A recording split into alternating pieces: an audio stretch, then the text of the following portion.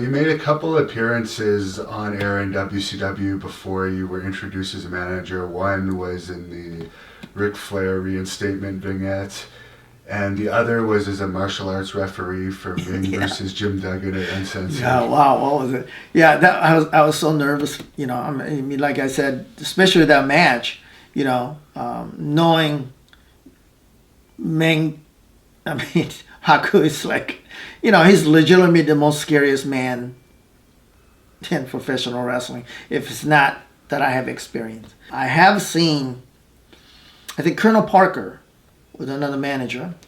He had managed Meng at one point, and I think we were in Baltimore, and I remember we went out to eat and we came back and there was a police surrounding Meng. And Colonel Parker and his whole gimmick was a white hanky waving at the cops, asking them not to shoot Meng. I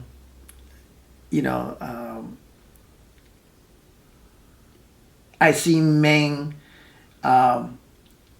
gentlest man ever. I mean, he loved holding my babies. When my kid would come to, we were all, because we were like a big family at Disney when we were doing Disney TV taping. Kindest man, and so is Barbarian. But, they're just scary, right? I mean, you can hit them over the head. Because, they used to break coconut with their head. So you can mace them and they'll look at you. I didn't experience this myself, but I do believe it's that incident in Baltimore that I was told, and I don't know this to be true, but the other witness has told me that the female policeman had sprayed him with a mace. And Meng snatched that spray from the cop and sprayed himself and gave it back to her. I mean, I seen him bending over a guy over like a jukebox or something. And I think that was one of the Brian Knobb's cousin or something. And he had, literally the death grip on this guy.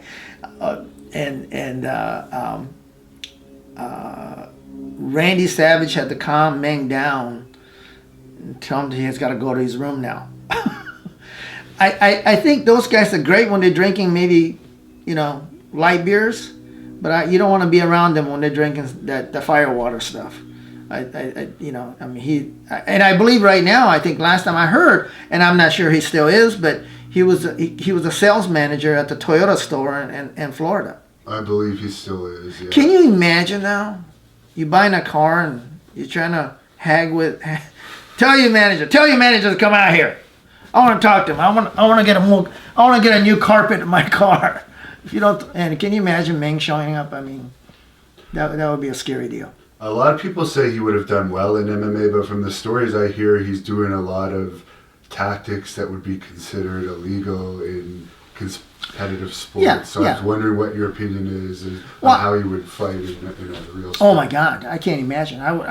Your best defense on that is what we tell all our martial arts students is to turn and run fast as you can. Because I don't know, aside from having, sharp blades or a firearm, I wouldn't know how, because you couldn't hit them with a stick. They'll look at you. Those guys break coconut with their head when they were young.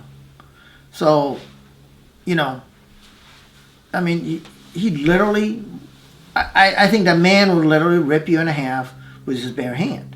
I mean, that was his tactic anyway. Every time I seen him, he just grab his hands, goes in a guy's mouth and thumb in a guy's throat. I mean, he just grab you and, you're paralyzed at that point. I mean, you got probably... 6.5 seconds before your light goes out. I mean, he's just a scary guy. And you're right, MMA, he'd probably be DQ'd. But, it's kind of, I think Meng's attitude is, tell your mama you won. I mean, he's a scary individual.